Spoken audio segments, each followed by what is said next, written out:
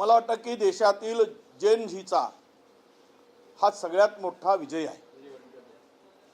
जेन Zee काय करू शकते या देशात, ही शक्ती जर जेन झीची एकवटली तर देशातील सरकार उलटवू शकते। सरकारमध्ये असलेली शिक्षणाप्रती व्यवस्था बदलवू शकते। जेन झी जर एकवटली तर सरकारच्या चुकीच्या धोरणाला दुरुस्तही करू शकते। जेन झी सरकार बनवू शकते आणि सरकार खाली खिचू पण शकते। हेच या आजच्या धर्मेंद्र प्रधानच्या राजीनाम्यावरून सिद्ध झालेला आहे। मी जेन झीचं अभिनंदन करताना हा लोकशाहीचा मोठा विजय असं मी मानतो। हा संविधानाचा विजय आहे आणि जे लोकशाहीचा गळाघोटू पाहत होते, जवळपास 23 तरुणांच्या बळी गेल्यानंतर सुद्धा सरकारची भूमिका ही लेचेपेची भूमिका होती, वेळकाढू भूमिका होती आणि त्या 23 तरुणांच्या बळीनंतर जे देशभरामध्ये आंदोलन पेटलं आणि त्या आंदोलनाची धग डायरेक्ट केंद्र सरकारपर्यंत पोहोचली आणि त्यावेळेस या सरकारला वाटलं की पंतप्रधानांना वाटलं, नरेंद्र मोदींना वाटलं की आपली खुर्ची धोक्यात आहे। तोपर्यंत यांना अंदाज नव्हता आम्ही आमच्याकडे असलेल्या सत्तेच्या बळावर कुणालाही झुकवू शकू, कोणतेही आंदोलन मोडीत काढून टाकू, कोणतेही आंदोलन चिरडून टाकू, या आविर्भावात आणि मस्तीमध्ये केंद्र सरकार होतं। परंतु युवा शक्ती ही काय असते या देशातील जेन झीनी दाखवून दिलं। हे जेन झीची ताकद, युवा शक्ती, युवकांची ताकद, या विद्यार्थ्यांची ताकद आणि अहिंसेच्या मार्गाने हे आंदोलन जे उभं केलं आणि त्याला सपोर्ट करणारे जेवढे आहेत त्या सगळ्यांच्या यशाचं, त्यांच्या मागणीचं हे फलित आहे असं मी मानतो। या सगळ्या आंदोलनामध्ये राहुल गांधी सुद्धा उतरले होते। हे जेन झीचं यश आहे की काँग्रेस आणि विरोधी पक्षांचं यश आहे असं म्हणता येईल आपल्याला? हे बघा, राहुलजींनी ज्या पद्धतीनं तरुणांच्यावर लाठीचार्ज झाला, तरुणांची डोके फोडली, त्यांचं रक्त या निर्दयी सरकारने सांडवलं, त्यावेळेस राहुलजींनी एक खंबीरपणे या युवकांच्या पाठीमागे उभं राहण्याचा निर्धार केला आणि त्याचाच एक भाग म्हणून मंत्र्यांच्या राजीनाम्यापासून तर पोलिसाच्या दंडुकेशाहीच्या विरोधात राहुलजी ठामपणे उभे झाले। यापूर्वी त्यांनी युवकांना जागृत करण्यासाठी राजस्थानच्या कोटामध्ये प्रचंड मोठी रॅली केली। त्यानंतर आपल्या हिमाचलमध्ये मोठी रॅली झाली युवकांची आणि युवकांपर्यंत संदेश देण्याचं काम या जुलमी आणि चुकीच्या धोरणाच्या विरुद्ध, केंद्र सरकारच्या विरुद्ध राहुलजींनी केलं। त्यामध्ये राहुलजीची ताकद युवकांच्या सपोर्टला उभी राहिली आणि देशातील जे अधिवेशन सुरू आहे लोकसभेचं, तिथे सुद्धा सरकारची पळताभुई थोडी झाली। काल मध्यरात्री पंतप्रधानांना मोबाईलवरून तरुणांना संदेश द्यावंसं वाटलं, त्यांना चोपकारण्याचं काम केलं आणि आज मोहन भागवतांनी सुद्धा युवकांना समजून घेण्याचा सल्ला दिला। हे सर्व पाहता हे सरकार घाबरलेलं होतं युवकांना आणि राहुलजींची ताकद आणि जेन झीची ताकद आणि वांगचुक यांचं, सोनम वांगचुक यांचं उपोषण, आंदोलन, समर्पण, या सगळ्यांची एक ताकद एकवटून हे सरकार झुकलं आणि सरकार झुकवण्यात यश आलं आणि त्यामध्ये प्रधानांचा आज राजीनामा घ्यावा लागला।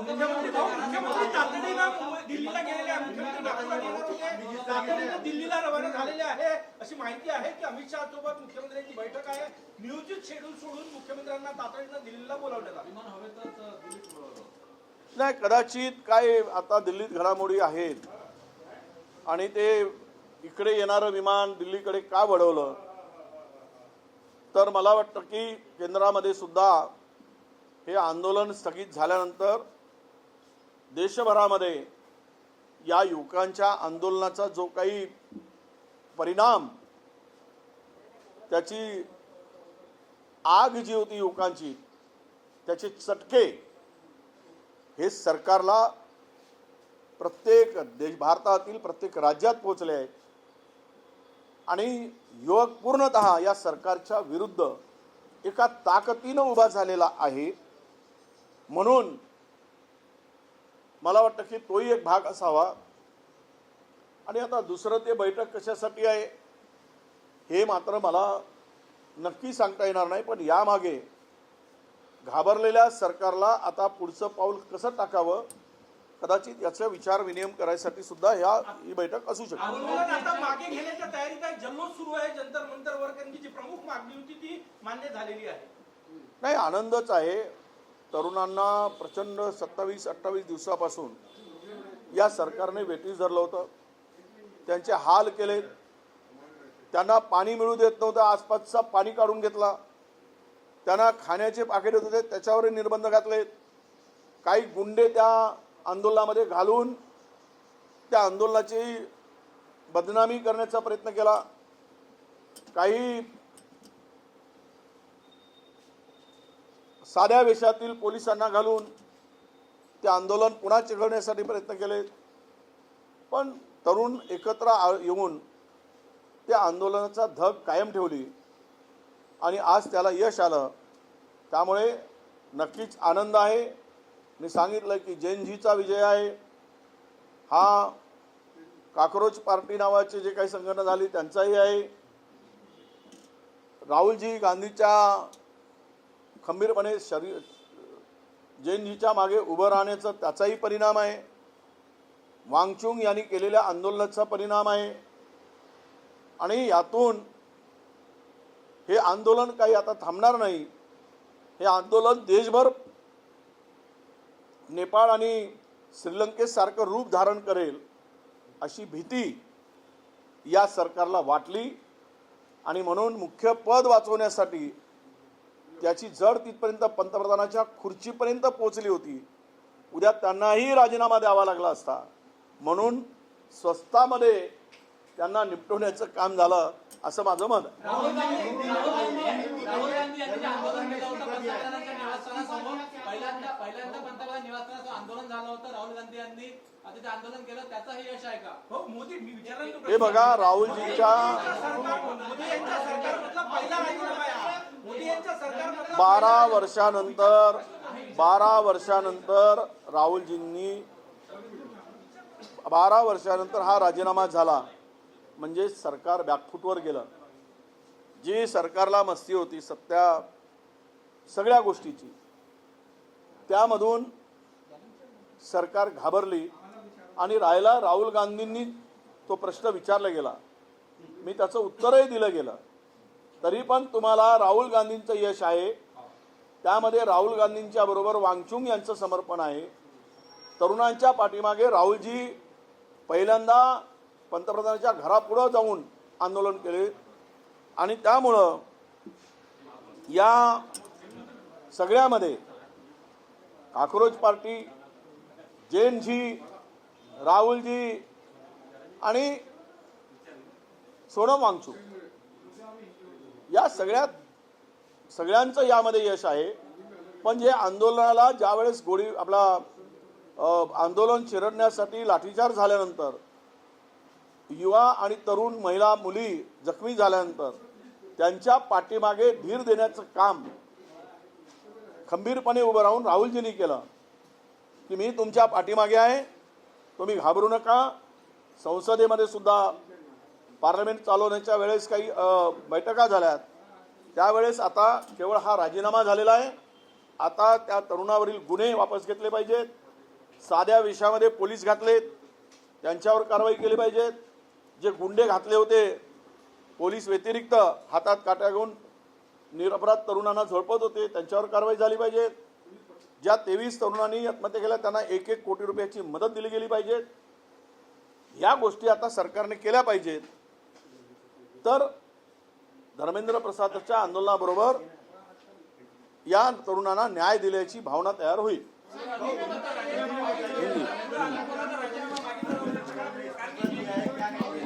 हिंदी.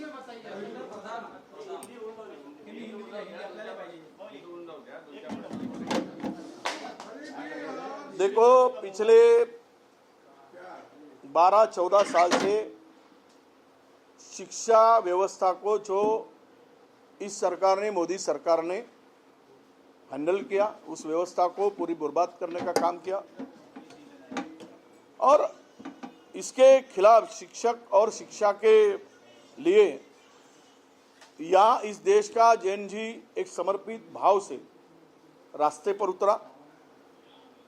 और मैं ये कहता हूं कि युवा जो होती है देश का भविष्य होता है और एक सशक्त, सर्वसमावेशी और दूरदर्शी शिक्षा व्यवस्था इस देश में निर्माण होने की आवश्यकता है.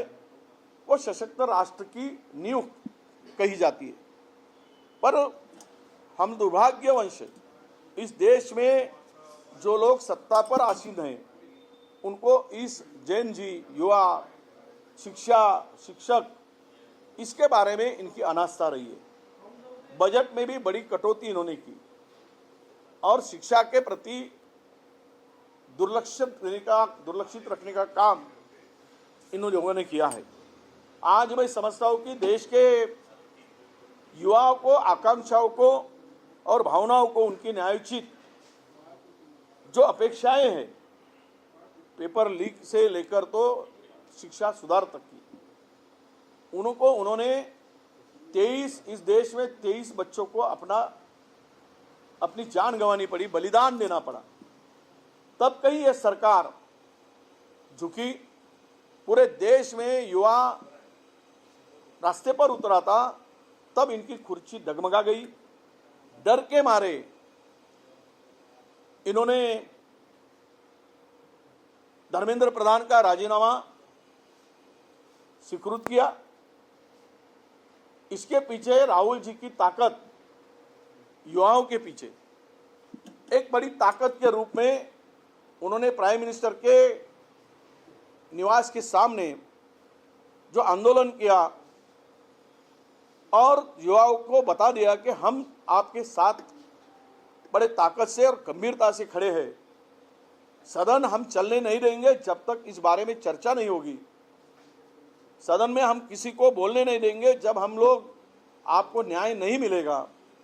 ये विपक्ष के नाते हमारे खड़गे साहब ने, हमारे राहुल जी ने एक ये मुद्दों को जोर शोर से पूरे देश में रखा और युवा शक्ति को भी ताकत मिली.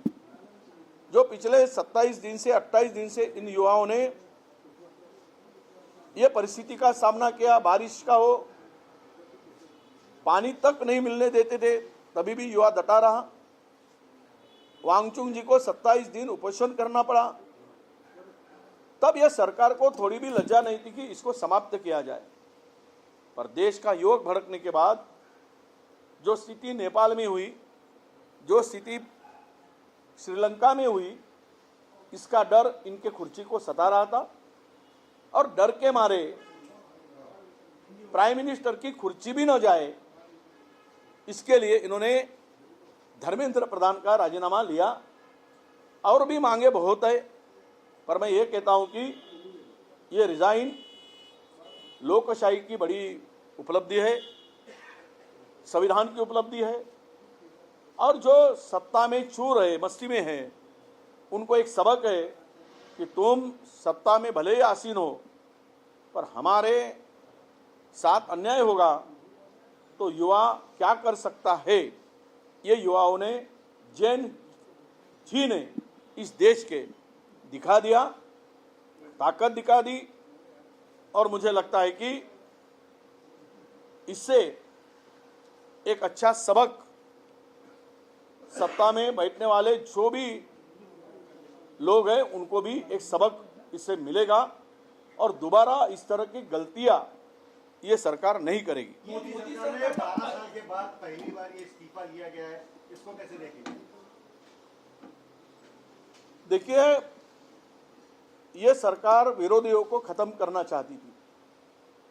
इन देश में अपोजिशन जिंदा ही नहीं रहे, बचा ही नहीं रहे, ताकि मनमानी रूप से हम लोग सरकार चलाए, देश की जनता को लूटे, देश की जनता के साथ में अभद्र व्यवहार करे, देश की इकोनॉमी को ख़त्म करे, देश के किसानों को ख़त्म करे, युवाओं को रास्ते पर आए। इस तरह का इनकी जो एक सत्ता में चूर लोगों की मानसिकता थी, मेंटालिटी थी, उसको चूर करने का काम हुआ है कि 12 साल में इसी तरह से ये विरोधियों को ख़त्म करके एक हाथ में सत्ता लेकर देश को उनका संवैधानिक जो अधिकार है डेमोक्रेसी में आंदोलन का, वो भी छीना जा रहा था। तुम मरे तो भी हमें चिंता नहीं है, तुम यहाँ आंदोलन करके कितने भी दिन बैठोगे तो भी हमें कोई लेना देना नहीं है। इस तरह की उनकी भावना थी, उस भावना को इन्होंने तोड़ दिया। और 12 साल के बाद जिन युवाओं ने मोदी को सत्ता पर बिठाया, 12 साल के वनवास इस देश को, जैसा राम का वनवास था, इस तरह 12 साल के वनवास के बाद ये देश की जनता का अब वनवास खत्म होते आ रहा है।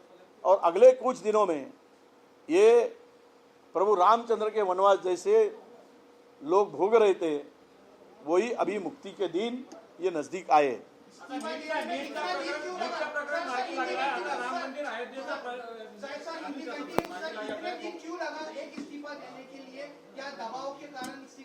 नहीं, देखो, देश में युवा अभी इनको सुनने वाला नहीं। ये आंदोलन कुछ हद तक आगे बढ़ने वाला था, इनकी कोई मर्यादा नहीं। और पूरे देश में मैंने कहा कि श्रीलंका और नेपाल जैसी स्थिति देश में पैदा होगी थी।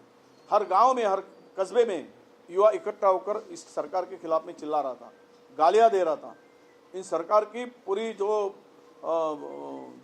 ये गुर्मी थी कि हमारे खिलाफ में कोई कुछ नहीं कर सकता, तो वो आज खत्म हुई है। इनको यही था कि कुछ नहीं होगा इतने दिन से, पर जब ये रास्ते पर उतरकर राहुल जी हो, युवा हो, जैन जी हो, ये सब लोग उतरकर इन्होंने दिखा दिया कि सरकार बड़ी नहीं होती है। इस देश का जागरूक नागरिक, इस देश का जैन जी ये है कि तुमको बिठा भी सकता है और उतार भी सकता है।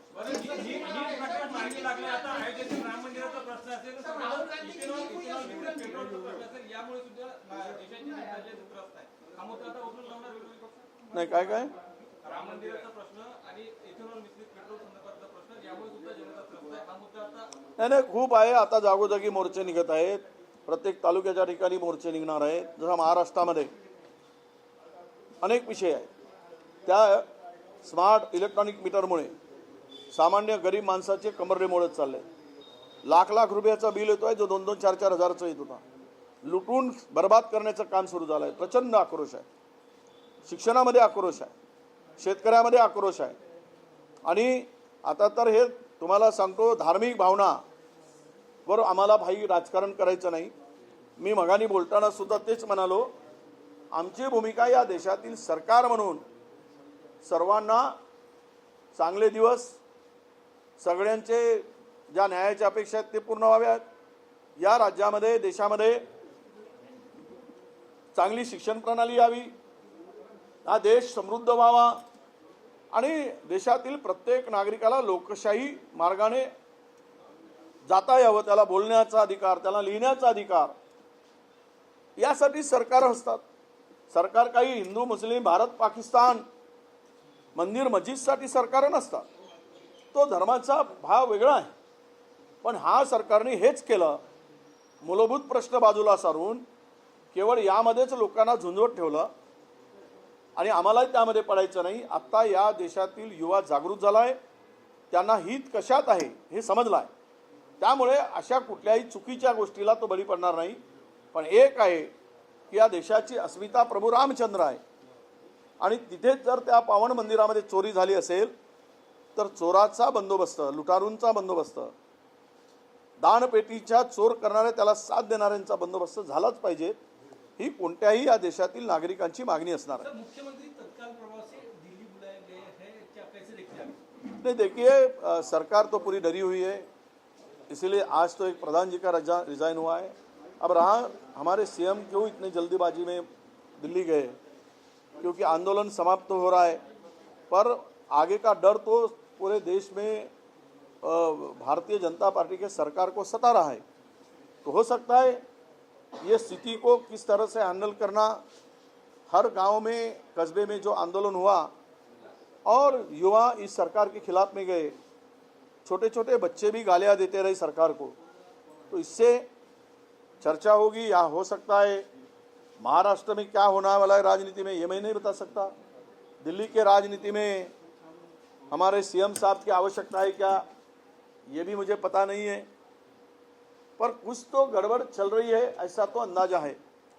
इतने जल्दबाजी में बुलाना तो क्या हो सकता है, इसके ऊपर सब महाराष्ट्र की जनता की नज़र है। मैं उनके पार्टी के भीतर का बात करना और कुछ प्रेडिक्शन करना ये उचित नहीं है, ऐसा मैं मानता हूँ। Thank you.